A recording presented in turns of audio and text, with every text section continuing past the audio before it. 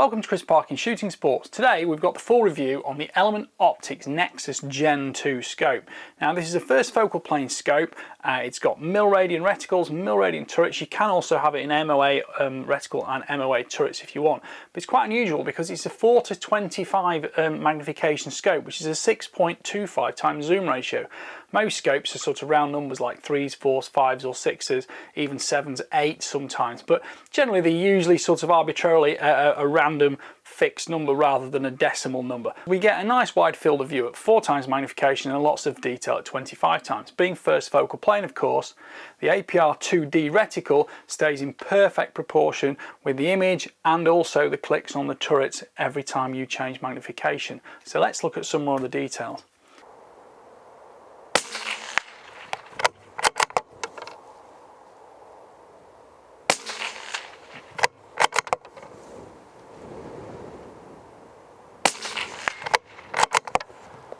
It's a 50mm objective lens, lets quite a lot of light in, and we get a 30mm tube, so it's not an oversized scope. It's actually still reasonably compact and not too bulbous, so you can fit it on most rifles. Parallax control on the left side actually goes from 10 meters to infinity, so it's still suitable for air rifles in use at short distance. The clicks are very tactile. This is the milliradian version and there are 100 clicks per turn, which is 10 milliradians. Each click is 0.1 milliradians, which is 10 millimeters at 100 meters, and overall travel of the scope is 29 milliradians vertically and 11.6 horizontally. It is also available in minutes of angle, which equates to 100 minutes of angle vertically and 40 minutes of angle horizontally. The clicks on that are quarter MOA, and you can obviously have matching reticles. Now this is the APR 2D reticle, which is what I would call a full Christmas tree reticle. I do like it because it's mil-radian, but I think in my personal preference will be the APR 1, which is a little bit cleaner, a little bit clearer, and it doesn't have the full lower sections of the Christmas tree, so to speak. But you'll see that in the photos I'll put on screen.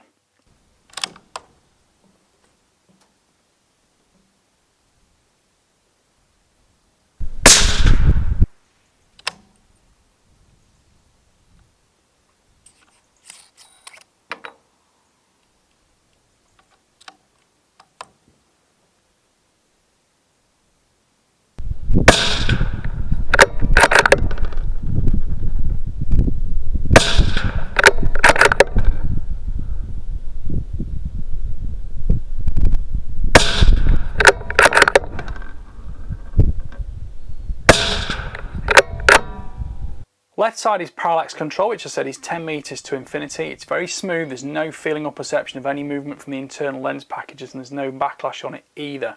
The very left side has illumination control as well, and there's a long press on the actual button for about 3 seconds, gives you full illumination of the reticle. There's no sparkle, and there are 10 intensity settings which you can scroll through just by pressing the button there. It's quick to use and very easy, but it doesn't have an automated off, so make sure you switch it off. If you take the outer cap off, it takes a standard CR2032 battery, which is pretty common to most reticle illumination systems. On the right hand side we've got windage control, and we can take the cap off like that and you've got a dial underneath. Now Element Optics do like to provide actual covers for these, so you can open the accessory pack that comes with the scope, and in here you've got a little cover which, if you take it out of the bag, will actually screw over there and protect those threads. So if you prefer not to use the scope with the cap on, you can have an external windage turret just like that. That would be generally my preference, and it doesn't affect the warranty and the sealing of the scope. Other items in the accessory pack include a cleaning cloth, and there's also a 35mm aperture, which I'll tell you more about in a minute.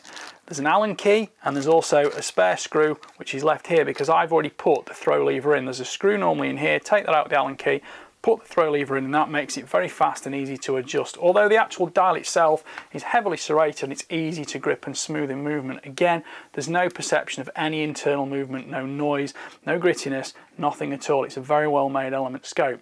The back end's got a fast focus eyepiece to make sure the reticle is in crisp focus for your eyesight. There's also a rubber rim at the back just to make sure if you do bump into it, it's not going to cut you. Interestingly, this is a totally parallel tube at the back here, so if you do want to put any additional equipment on it, like night vision units or a trigger cam like I've used in some of the video here, that will fit on easily and you've got no issues with it affecting the fast focus eyepiece. Overall finish on the scope is a black hard anodizing. It's very smooth, it doesn't pick up too much dust from your skin, and those turrets at 39mm in diameter are easy to get hold of, and they've got really nice tactile clicks, so you can feel them, you can hear them slightly, and you can also see the clearly laser engraved markings. When you're at 0, it has got a 0 stop on it. If you want to change where your dial is actually situated, once you've zeroed the rifle, you just take the cap off, lift it off, and pop that back down with the indication of 0 marked to represent your 0 at, say, 100 meters. When you rotate the turret on top, there are 5 clicks down below the 0 stop, just in case you need to make any changes for other ammunition types. But when you dial upwards anti-clockwise, there's a rotation indicator, which on the back here shows whether you're in the first or second rotation.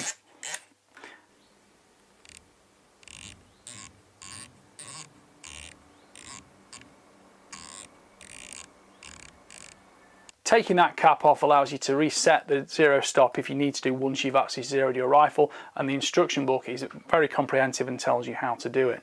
0 stops essentially mean that it doesn't matter how much you dial up or down when you're changing distances, changing ranges, either experimenting with different ballistics or actually in a competition situation, you can't get lost in your rotation. If all else fails, just turn all the way back to the physical 0 stop, 1, 2, 3, 4, 5 clicks up, and you're back on your 100 meter 0.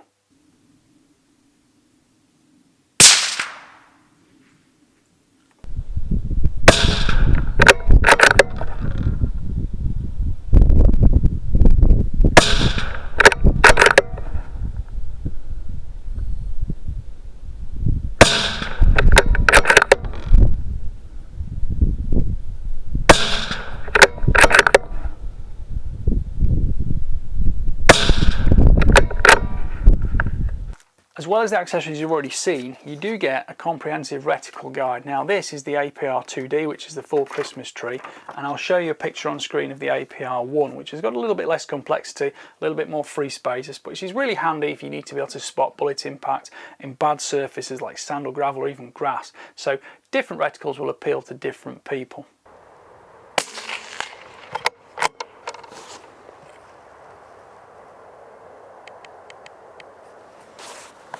The instruction book is comprehensive and it gives you full details about how to set the scope up and use it. It also has full details of different reticle types and also the platinum lifetime warranty that Element Optics offer.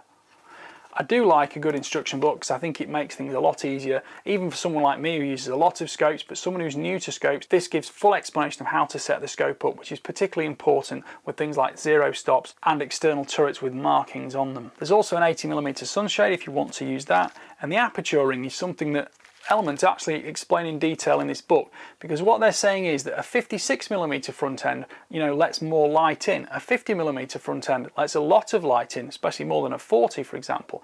But what they're saying is, if you actually restrict the amount of light going to the externals of those lenses, you can actually get a better quality of image with high definition in the center. And if you're not particularly struggling for low light performance, this gives you better daylight usage, and it will also optically give you a slightly deeper depth of field. But that's not to say that adjusting focus with parallax hasn't been easy, and you can get a nice sharp lock on the distance when you're setting up the scope to eliminate any reticle shift and parallax error.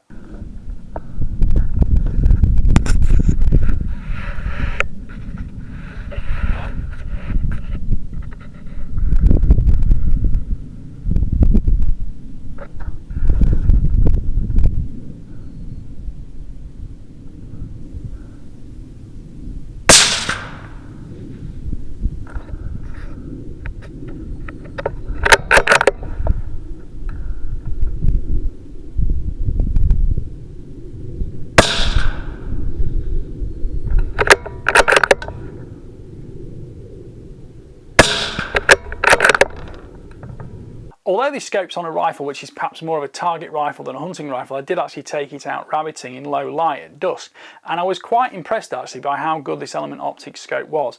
Although you might think a 50mm front end is big enough for any scope to be good in low light, that's not so much the case when you've got a more complicated technical specification with a large zoom ratio like this scope's got. But I have to say, in its favour, I thought the Element was actually very, very good, and I did particularly like the fact that when you do illuminate the reticle, even though it's quite a large reticle, There's no glare coming back off it. It doesn't sparkle out, and with the 10 intensity settings you can adjust it to be exactly as bright as you need it to be. The Nexus also comes with a stretch over neoprene cover, which is really handy because a lot of the time when you put your rifle in a cabinet, these big turrets on the sides of scopes can damage the stocks on other rifles. So having that to protect the turrets and protect the other rifles from those turrets is particularly useful. It's not just about the glass that's being protected.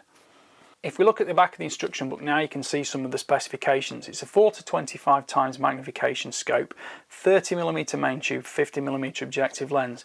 The exit pupil goes from 7.1 to 2mm from low to high magnification, and eye relief is 77 to 92mm. I was a little bit surprised that it said there's that much movement in it, because to be honest, when I was using the scope I found the actual exit pupil and the eye box particularly very accessible, and through recoil, although there wasn't particularly much recoil on this rifle, but especially in different shooting positions, I didn't find it hard to access the perfect circular, vignette free full field of view.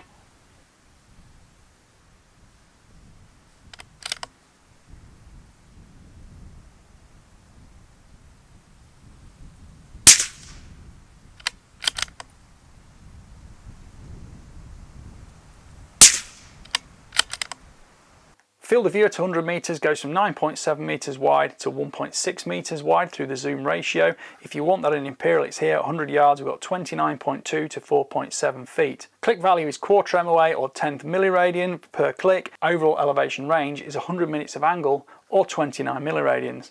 Windage is 40 minutes of angle or 11.6 milliradians. Minimum parallax distance has been covered at 10 metres, which makes the scope accessible for air rifle use as well as rim fires and centre fires, and there's no issue with recoil causing any problems on a warranted scope. Overall length is 350mm and overall weight is 870 grams, so although it's quite a large and heavy scope, I think given the actual specification it offers, I think that's a fair compromise it's offered with a decent image quality available.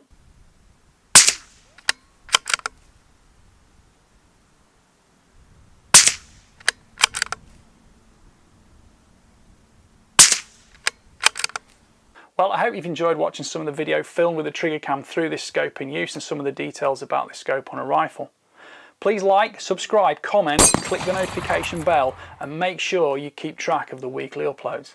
Thanks for watching, bye for now.